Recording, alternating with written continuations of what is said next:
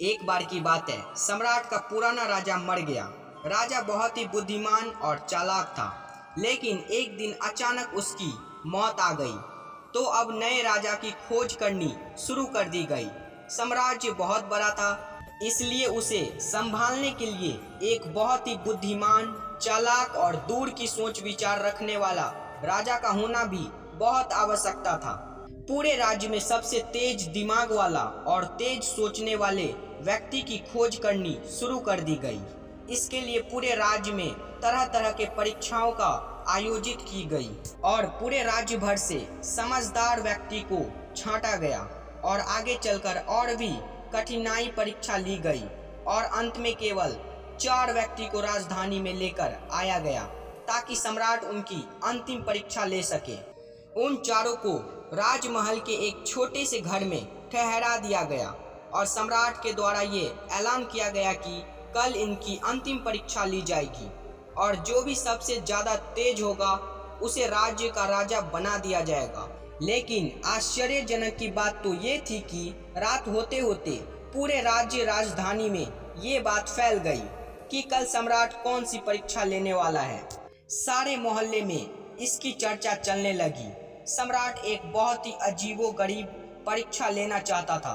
कल सुबह उन चारों को महल के एक बड़े रूम में बंद कर दिया जाएगा और उस रूम के दरवाजे पर बाहर से एक बड़ा ताला लगा दिया जाएगा। वो ताला ऐसा वैसा ताला नहीं था।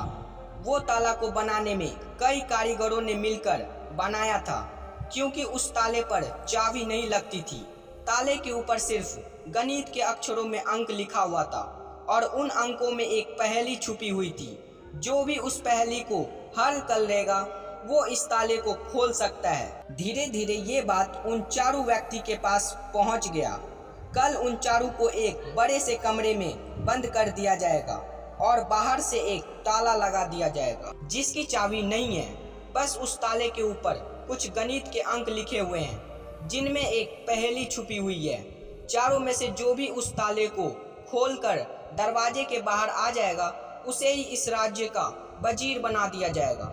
इतनी ही बात सुनकर चारों में से 3 व्यक्ति तो मार्केट की तरफ गया और ताले के संबंधित जो भी किताबें मिल सके वो सब किताब ले आया और उन सब किताबों को ग्रहण करने लग गए। लेकिन उनमें से जो चौथा व्यक्ति था वो सबसे अजीब व्यक्ति था।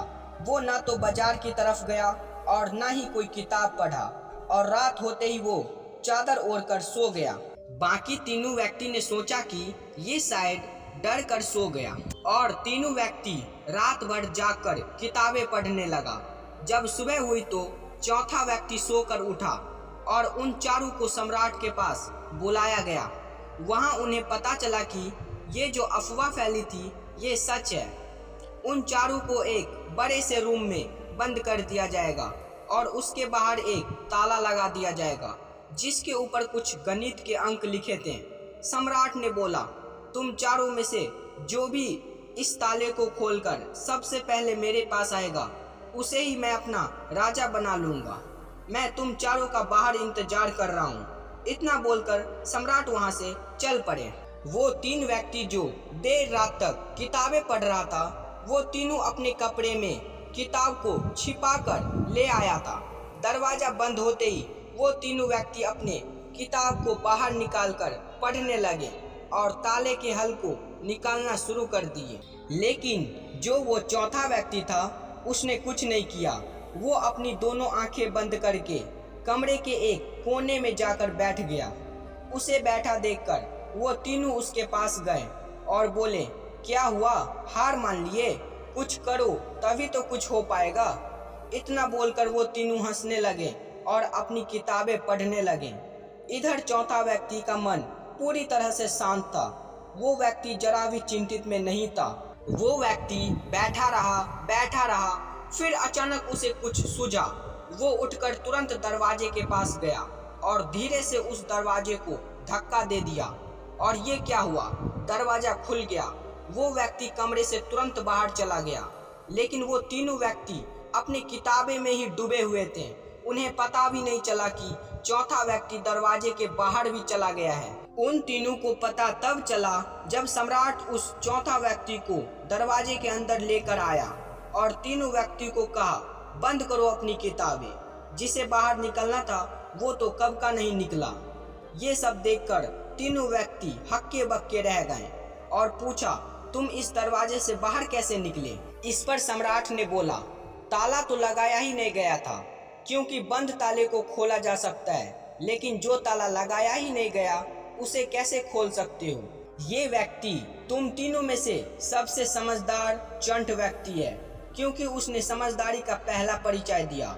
इसने ताले पर लिखे अंकों को हल करने से पहले ही उसने ये जानने का प्रयास किया कि इस दरवाजे पर ताला लगा भी है या नहीं। तो वही व्यक्ति सबसे ज्यादा समझदार होता है जो किसी भी समस्या का हल करने से पहले ये देख लेता है कि जिसे वो हल करने जा रहा है वो समस्या भी है या फिर नहीं। इसके बाद घोषणा की गई कि ये व्यक्ति को राज्य दरबार का राजा बनाया जाए। दोस्तों, आप लोगों को इस कहानी से क्या सीखने को मिला कृपया कमेंट में बताएं, और चैनल पर पहली बार आए हो तो चैनल को सब्सक्राइब, वीडियो को लाइक जरूर करें। धन्यवाद।